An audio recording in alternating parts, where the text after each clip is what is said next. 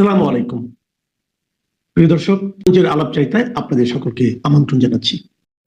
নমস্কার, আমি তরুণ ঘোষ। একে বলে শটে শটটং। এই যে আমাদের রাশিয়া থেকে তেল কেনার ব্যাপারে মার্কিন যুক্তরাষ্ট্রে খুব বড় বড় কথা বলছিল। আজকে হাটে হাঁড়ি ভেঙে দিয়েছেন একেবারে জয়শঙ্কর। আজকে নয়, গতকালকে, আজকে কাগজে যেটা বেরিয়েছে গতকালকে তিনি যা বলেছেন তার মানে হচ্ছে এটা যে শ্যাট আপ আমেরিকা, একদিন তোমরাই আমাদের বলেছিলে তেল কেনার জন্য, আজকে তোমরা আমাদেরকে বলছো যে আমরা আমাদের প্রফিটের জন্য তেল কিনে যাচ্ছি। তো জয়শঙ্করের জবাবের পর আমেরিকার ডোনাল্ড ট্রাম্প প্রশাসন কি জবাব দেবে আমি জানি না, তবে এই কড়া জবাবে ডোনাল্ড ট্রাম্প প্রশাসনের একটুখানি হেলদোল তো লাগবেই। আমাদের আনন্দবাজারে একটা খবর বেরিয়েছে। খবরটা হলো, ভারতে শোধিত তেল কিনতে সমস্যা থাকলে কিনতে হবে না, আমরা কাউকে জোর করছি না, আমেরিকাকে পাল্টা জয়শঙ্করের। মানে এর থেকে বড় আর অপমান আর কি হতে পারে? খবরটা না পড়লে আপনারা বুঝতে পারবেন না। আমি খবরটা পুরোটা পড়ছি, আপনারা শুনুন। ভারত থেকে পণ্য কেনার জন্য কাউকে জোর করা হচ্ছে না। যদি ভারতে শোধিত তেল বা শোধিত পণ্য কিনতে কোনো দেশের সমস্যা থাকে তবে তাদের ভারত থেকে কেনার দরকার নেই।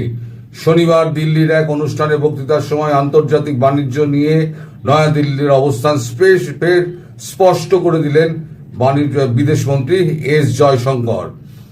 মার্কিন বাণিজ্য উপদেষ্টা পিটার নাভারো, এটা হচ্ছে আর এক সাংঘাত, শুক্রবারই ভারতকে নিশানা করে মন্তব্য করেছেন। তার দাবি, শোধন করে বিক্রি করার জন্যই রাশিয়া থেকে তেল কেনে ভারত, এছাড়া রাশিয়া থেকে তেল কেনার কোনো প্রয়োজন নেই ভারতের।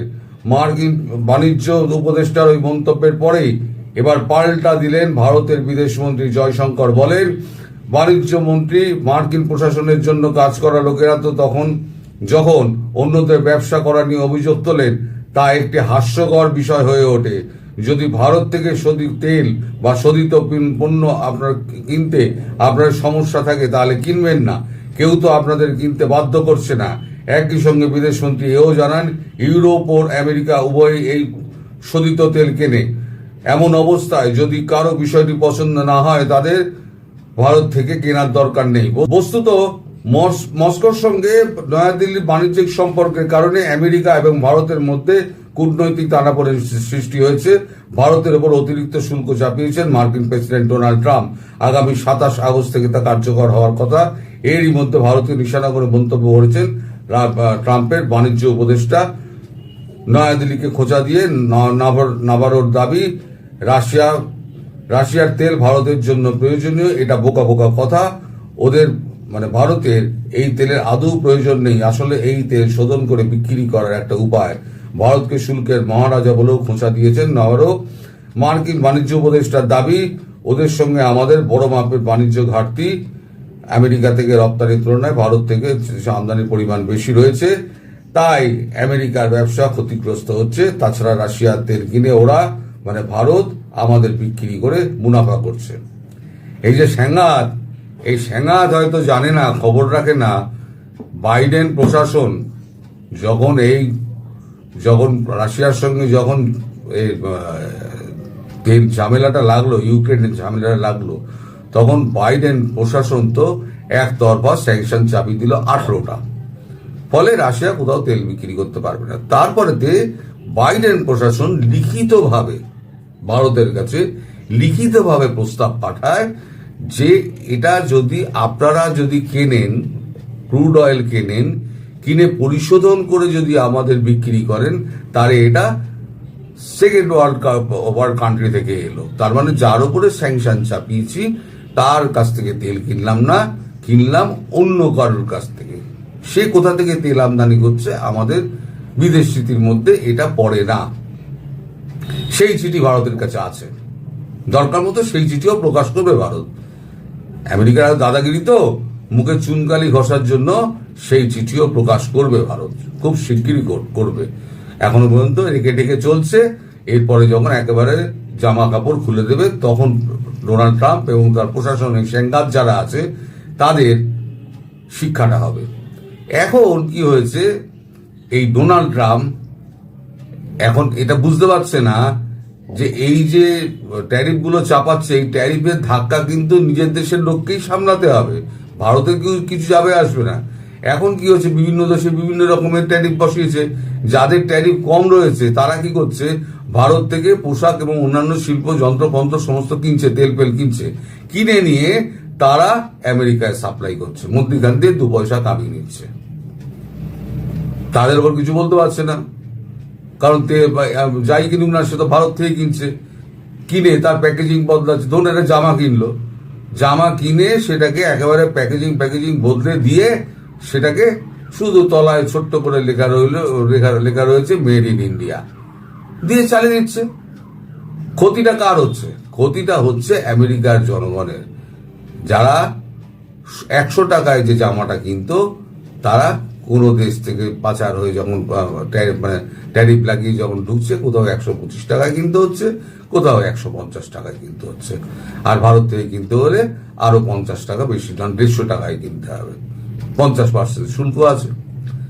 তো এই হচ্ছে ট্রাম্পের বুদ্ধি। এই বুদ্ধি এরকে কে দিয়েছে এ তো ভগবান জানে, যার জন্য ওই ইলন মাস্ক বুঝে গেছিলেন যে এর সঙ্গে কাজ করা যাবে না, এর সঙ্গে যদি আমি কাজ করি তাহলে পরে আমার ব্যবসাপত্র ডকে উঠবে।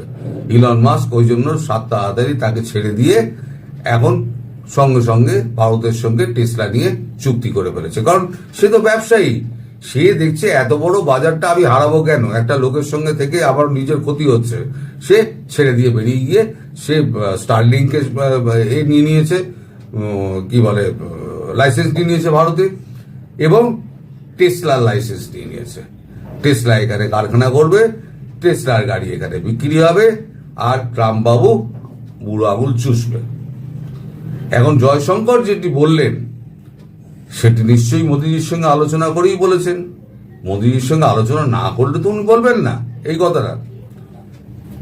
এবার বুঝুক, এখন তো সবে শুরু হয়েছে, সংঘাতটা আরো বাড়বে 27 তারিখের পরে।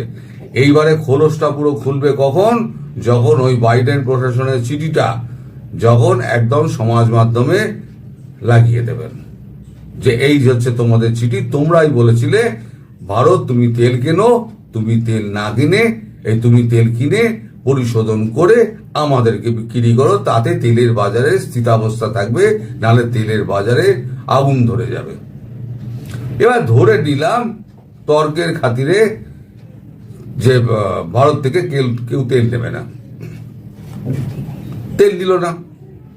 এবার ইউরোপ চলবে কি করে? ইউরোপে তেল এভিয়েশন চলবে কি করে? আমেরিকারই বা চলবে কি করে? এই যে বড় বড় বাগতাল্লা মারছে এভিয়েশন ফুয়েল, কত জমানো আছে, মজুদ কত আছে আমেরিকার কাছে বা অন্যান্য দেশের কাছে। এভিয়েশন ফুয়েল মোটামুটি 2 মাসের জমানো থাকে, 2 মাসের বেশি জমানো বলতে থাকে না। আমেরিকার ক্ষেত্রে ধরে নিলাম আরো 6 মাস রয়েছে, 8 মাস রয়েছে। তারপর রাজার দোন বসে খেলে শেষ হয়। তারপর ডোনাল্ড ট্রাম্প কি করবেন? ডোনাল্ড ট্রাম্পের প্রশাসন কি করবেন? এরপর আগুন লাগানোর জন্য তো আবার একজনকে পাঠাচ্ছেন, এখানে রাষ্ট্রদূত করে পাঠাচ্ছেন। এখন তিনি এসে আবার কি খেলা দেখান সেটা এখন বোঝা মুশকিল। তা ভারত মোটামুটি তৈরি হয়ে রয়েছে, এই জায়গা থেকে ভারত নড়বে না। ভারতকে যতই দাবানোর চেষ্টা করুক ভারত দমবে না। আর একটা খবর আপনাদের গতকালকে দেওয়ার কথা ছিল, গতকালকে বলেছিলাম দেব, যে শেখ হাসিনা সঙ্গে মোদিজির দেখা হয়েছে কিনা এটা কনফার্ম করে আমি আপনাদের জানাবো। দেখা হয়েছে, আমি কনফার্ম করেছি, হিন্দান এয়ারবেসে মোদিজির সঙ্গে শেখ হাসিনার দেখা হয়েছে এবং কথাও হয়েছে। এবং কি কথাবার্তা সেটা আমরা এখনো জানি না, নিশ্চয়ই কোনো মিটিং ফিটিংয়ে উনি যখন বলবেন, কারণ প্রধানমন্ত্রীকে তার কেউ জিজ্ঞেস করতে পারে না।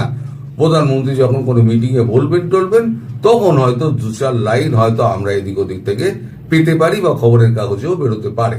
এখন সেটা সম্পূর্ণ ভবিষ্যতের ব্যাপার। কিন্তু যে খবরটা আমি বলেছিলাম সেই খবরটা ঠিক ছিল, যে প্রধানমন্ত্রী হিন্দান এয়ারবেসে নেমেছেন, শেখ হাসিনার সঙ্গে দেখা হয়েছে, 15 মিনিট বসেছেন, চা খেয়েছেন এবং কথাবার্তা বলে উনি ওখান থেকে চলে গেছেন। বিনা মতলবে মোদিজি কোথাও যান না। তাই আমি বলেছি যে এই যে বৈঠকটা, এটা বাংলাদেশের কূটনীতির পক্ষে এটা খুব গুরুত্বপূর্ণ। এই বৈঠক কি হবে না হবে, সেটা বৈঠকে কি হয়েছে না হয়েছে পরে সেটা জানা যাবে। উনি আবার ফিরে আমেরিকার কথায়, এখন ডোনাল্ড ট্রাম্পকে, প্রশাসনকে যে জবাব দেওয়া হয়েছে, সেই জবাবের উত্তরে ডোনাল্ড ট্রাম্প প্রশাসন এইবার কি জবাব দেয় তার অপেক্ষায় বসে আছে ভারত। ভারতের একটা নীতি, আমি ঝুঁকবো না। ভারত ঝুঁকেগা নেই, ইন্ডিয়া উইল নট বো ডাউন। তোমাদের যা করার তোমরা করে নাও, ভারত তোমাদের পাত্তাও দেয় না।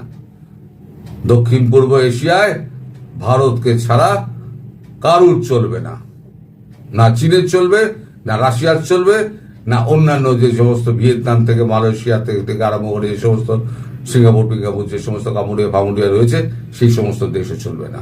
ভারতকে দরকার।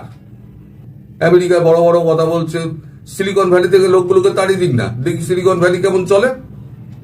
বড় বড় কথা বলছে, ভিসা দেবে না, ভিসা দিবি না, তাতে কি হয়েছে? আমেরিকা যদি না যেতে পারে মানুষে, তাহলে আমেরিকা কি এমন স্বর্গ যে আমেরিকা যেতেই হবে আমাকে? আমি তো আমেরিকা যাইনি, তাতে কি আমার জীবন কেটে যায়নি?